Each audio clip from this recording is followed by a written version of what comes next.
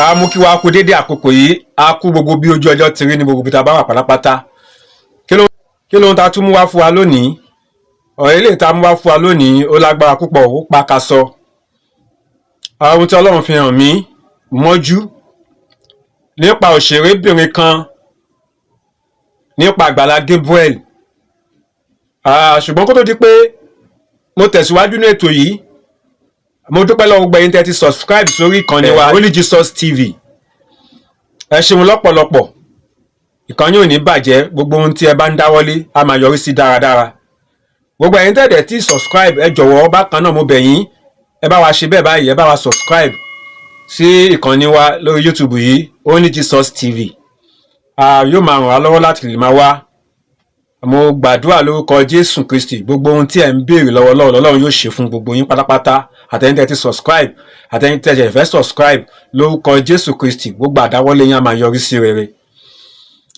Ní kíákíá láì fi àkókò wá falẹ̀, ohun tí mo mú wá fún wa lónìí gẹ́gẹ́ bí mo ṣe sọ, ṣẹ́rí Agbala Gabriel Foundation, gbogbo apálápátá la mọ̀ láti gbúwẹ̀ la mọ̀ kí ó ń ṣe àjòjì, ọdún ni kì í ṣàìmọ̀ fólóko, àtọmọdé àtàgbà àtọkùnrin àtobìnrin la mọ̀ nípa Agbala Gabriel Foundation. Kò ń ṣe ohun tí ó tún farasin mọ́ lórílẹ̀‐èdè yìí àti ní àwọn orílẹ̀‐èdè káàkiri. Afọ́jú gan ń gbúwẹ̀ nítorí pé ó gbọ́, adití náà òun náà dá mọ̀ torí pé ó ríran. So ohun tí Agbala Gabriel ń ṣe ohun tó dáa ni, ó dẹ̀ tó ohun tí ènìyàn ń jowú pé èmi náà fẹ́ ṣe irú ẹ̀, ó dá bẹ́ẹ̀. Ṣùgbọ́n fún òṣèrébìnrin yìí, ohun tí a fi hàn mí nípa ẹ̀ ó ní agbára. Òṣèrébìnrin tí mo dẹ̀ ń sọ yìí kò tí ì ni, ṣùgbọ́n ó ti wà nílé ọkọ bá ṣe fi hàn mí. Ó jẹ́ ènìyàn pupa,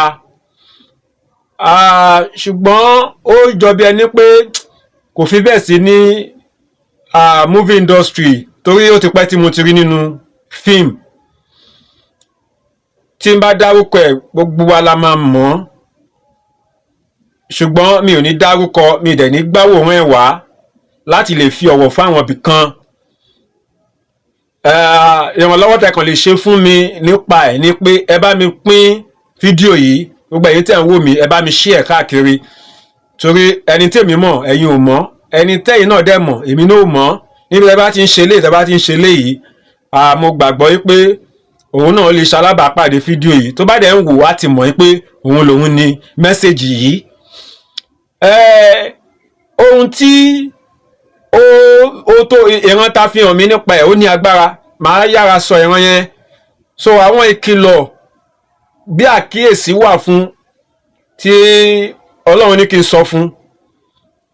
Ìran yẹn bó ti lọ leléyìí, mo rí pé ó ń da ọkọ ẹ̀ láàmú, pé òun ṣàfẹ́ ṣe bí Agbala Gabriel, pé òun náà fẹ́ ní foundation tòun, kò jẹ́ kí ọkọ ẹ̀ sinmi. Ṣùgbọ́n ohun tí mo rí nínú ìran yẹn ni pé ọkọ ẹ̀ ò lọ́wọ́ sí, kò support ẹ̀, ṣùgbọ́n kò jẹ́ kí ọkọ ẹ̀ sinmi. Ó torí pé ó mọ̀ pé pẹ̀lú àtìlẹ́yìn ọkọ òun máa ṣe fóun, òun máa lè ṣe, òun gangan fún ẹ̀ ò ní agbára ẹ̀ kò lè dá ṣe. Ṣùgbọ́n mọ̀ pé ọkọ òun tó bá ti òun lẹ́yìn á ṣe ṣe. So kò jẹ́ kọ́kọ́ ẹ̀ sinmi, kò jẹ́ kọ́kọ́ ẹ̀ sinmi. Tí ìgbà tó yọ ọkọ ẹ̀ lọ́nu títí ọkọ ẹ̀ ní kó búra fóun, torí pé òun ò ní fẹ́ kó jẹ́ pé condition tọkọ ẹ̀ gbé sí nìyẹn, pé kó búra fóun, torí òun ò ní fẹ́ kó jẹ́ pé, torí bóun ṣe ń wo yìí, òun ò ní fẹ́ nǹkan tó jẹ́ pé ó máa padà regret, ó máa kábàámọ̀, kó òun mọ faith òun nípa ẹ̀ sí pé kó búra fóun pé ṣé òun ò ní regret pé òun fẹ́ ràn lọ́wọ́. So ohun tó wá fi tó gbé kalẹ̀ pé kó fi búra fóun ó lágbára lọ́pọ̀lọpọ̀. Ibi tí ẹ̀rù ti bà mí nìyẹn, kẹ́lẹ́ mọ̀ pé obìnrin yìí ó wà desperate, dandan sẹ́ òun náà fẹ́ ní foundation. Bíbélì ni ọkọ ẹ̀ gbé kalẹ̀ pé kó fi búra. Ó ní kí ó dọ̀bálẹ̀ kó dàyà lé bíbélì lórí kó gba kí bíbélì kó gba orí bíbélì yẹn kọjá kó gba orí bíbélì yẹn kọjá pẹ̀lú ìdùbúlẹ̀ pẹ̀lú ìdọ̀bálẹ̀ pẹ̀lú ìbúra dẹni. So mo wá rò pé ìgbà tí ìwọ̀n yẹn kákò lójú mi wá pé kí ni ṣé ó wá le tó lè ṣá ṣé ó le tó lè ṣá. Ẹ mọ̀ ohun tí a bá fi rán ènìyàn ó yàtọ̀ sí ohun tẹ́nìyàn tó rán rẹ̀. Àtìlẹ́yìn ènìyàn dẹ̀kan ló má tàbí kò ṣàtìlẹ́yìn Ọlọ́run. Àwọn Yorùbá sọ pé adùn ṣe bí ohun tí Ọlọ́run lọ́wọ́ sí, aṣòro ṣe bí ohun tí Ọlọ́run ò lọ́wọ́ sí. Ohun tí Agbala Gabriel ń ṣe nítorí pé Ọlọ́run ti ní ètò fún yín pé ó máa ṣe lórílẹ̀ alààyè, ó máa ṣe pé nǹkan kan máa wà tá à ń pè ní Agbala Gabriel Foundation. Ó ti jẹ́ ìmọ̀tẹ́lẹ̀ Ọlọ́run, ó wà lára ètò tí Ọlọ́run ní fún Agbala Gabriel. Pásítọ̀ Adémọ́lá Amúsàn ó ti wà nínú ètò Ọlọ́run fún ìrìn àjò ẹ̀ nínú ayé ni. So mi ò sọ pé ṣe téèyàn bá jowú nǹkan tó dáa pé òun náà fẹ́ ṣe ó dáa bẹ́ẹ̀, ṣùgbọ́n kò wá ń ṣe do or die, kò ń ṣe do or die. So obìnrin yìí ó desperate gan pé dandan sẹ́ẹ̀ bóhun tó bá máa gbà ní máa wí fún débi pé bó ṣe ṣe lójú ìran yẹn ó ní agbára, ó bà mí lẹ́rù. So tí o bá ń wò mí báyìí ìwọ náà tó bá ń wò wá ti mọ̀ pé wọ́n ló ní mẹ́sẹ̀gì yìí o. Àwọn ìkìlọ̀ yẹn máa yára sọ then kì wá ṣe fún òṣèrébìnrin yìí náà nìkan ṣùgbọ́n fún gbogbo àwa tá à ń wò ó kó tún jẹ́ ẹ̀kọ́ fún wa, torí ìkànnì yìí ohun ti ẹ̀mí là ń gbé wá sórí ìkànnì Only Jesus TV yìí. Ohun ti ẹ̀mí là ń gbé wá fún wa, ó dẹ̀ wà spiritual educative, ohun tó ń gbéni ró, ó ń kọ́ni lẹ́kọ̀ọ́ nípa ti ẹ̀mí, ó ṣí wa lójú ẹ̀mí. So nítorí náà nǹkan àwa náà ó lè jẹ́ bí ẹ̀kọ́ fún àwa náà. Àwọn nǹkan tí Ọlọ́run sọ pé kí n sọ fún gẹ́gẹ́ bí ìkìlọ̀.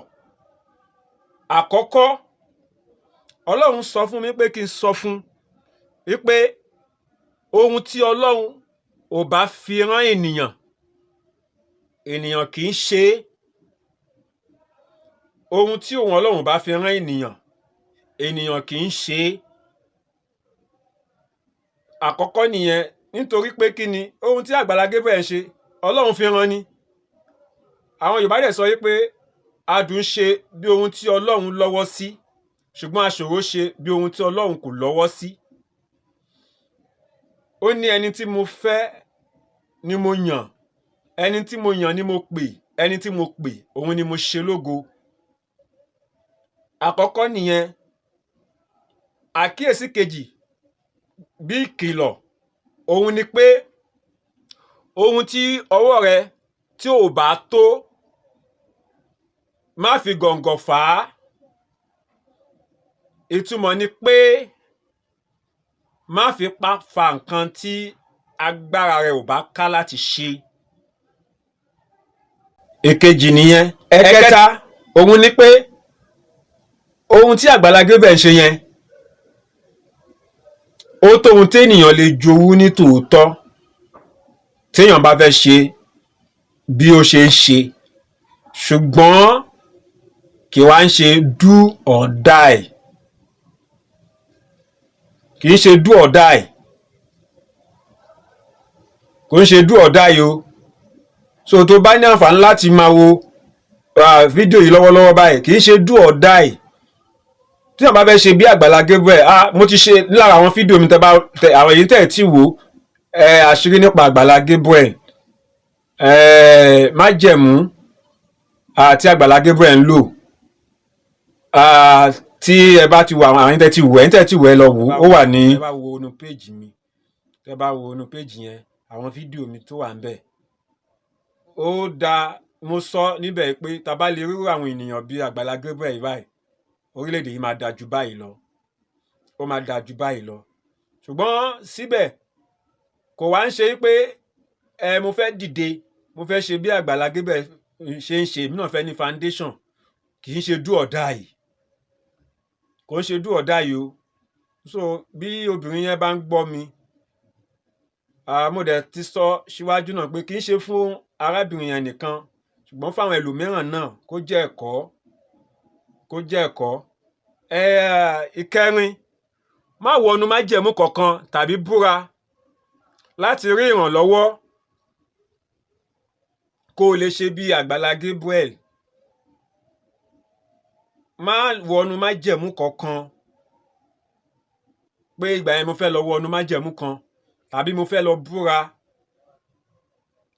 kí ìrànlọ́wọ́ lè wà fún mi, kí n lè ṣàṣeyọrí, kí n lọ wọnú covenant, kí n lọ wọnú ẹgbẹ́ kan fún àtìlẹ́yìn kán lè ràn mí lọ́wọ́ kémi náà lè máa ṣe àṣeyọrí lórí foundation tí mo fẹ́ dá sílẹ̀.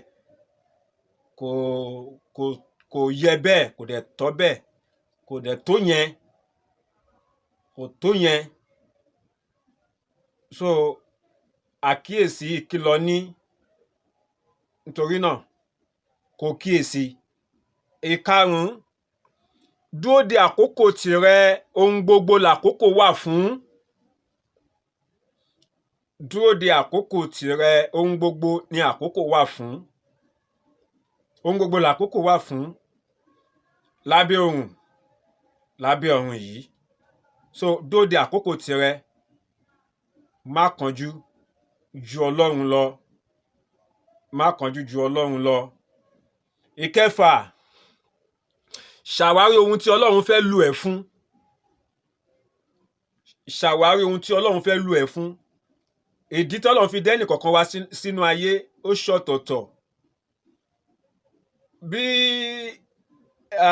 Agbala Gabriel bá ń ṣe ohun tó ń ṣe yẹn, ó ti wà nínú ètò Ọlọ́run fún ayé ẹ̀ ni. Ó ti wà nínú ètò Ọlọ́run fún ayé ẹ̀ ni. Ọlọ́run ní ètò fún ẹnì kọ̀ọ̀kan wa. Ó ní èrò mi kì í ṣe èrò ti yín. Ó ní èrò tí mo ní sí yín, ó yàtọ̀ sí ti yín, ó yàtọ̀ sí ti àwọn ènìyàn.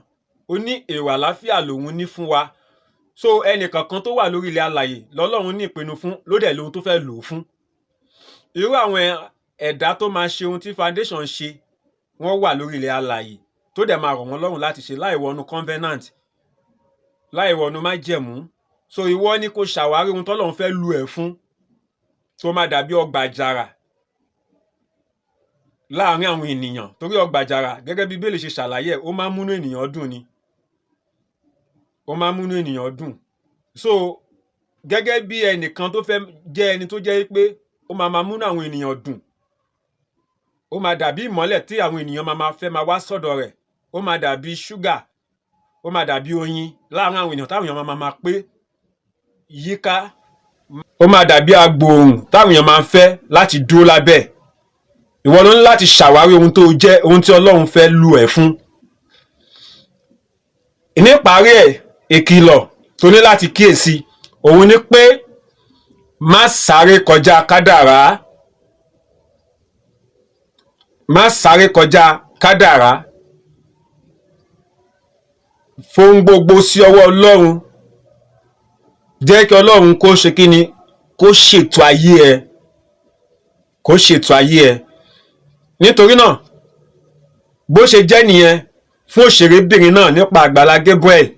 Ó dáa kéèyàn jowú nǹkan tó dáa gẹ́gẹ́ bí mo ṣe sọ, ṣùgbọ́n kì í ṣe do or die.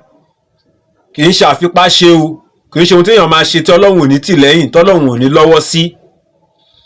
Ọlọ́run ò ní lọ́wọ́ sí. Gbogbo ẹ̀yin tẹ̀dẹ̀ ní foundation náà bí Agbala Gabriel, mo gbàdúrà fún yín lórúkọ Jésù. Ọlọ́run á túbọ̀ máa ràn yín lọ́wọ́. Ọlọ́run á túbọ̀ máa dìde fún ìrànlọ́wọ́ yín. Ìrànlọ́wọ́ Ọlọ́run ò ní fi yín sílẹ̀. Ẹ ò ní ṣìṣe. Ẹ ó máa ṣàṣeyọrí. Ẹ ò ní kábàámọ̀, agara ọ̀dẹ̀ ní dá yín. Gbogbo ìpinnu, gbogbo ìmọ̀ òkùnkùn pé kí foundation yẹn pé kó bàjẹ́ tàbí kó má lè tẹ̀síwájú, gbogbo ẹ̀ pátá lọ́lọ́run máa sọ dasán. Kò jẹ́ bó ṣe jẹ́ fún ètò ti tòní. Nítorí náà ẹ jọ̀wọ́, báwo ló ti rí lọ́dọ̀ tiwa níbẹ̀ yẹn? Ẹ jẹ́ ká náà ká sọ bá ti rí sí, bó ṣe rí lọ́kàn wa ní comment section. Ẹ ṣé gan. Lẹ́ẹ̀kan sí, ẹ jọ̀wọ́ ẹ bá wa subscribe ká tún lè máa mú tuntun mìíràn wá fún wa. Ẹ ṣé fún àkókò yìí tẹ́ fi sílẹ̀ láti wo fídíò yìí. Èmi ni Evangelist Daniel Taiwo ọlọ́fiṣàwò aka Only Jesus àlàáfíà ni fún gbogbo wa.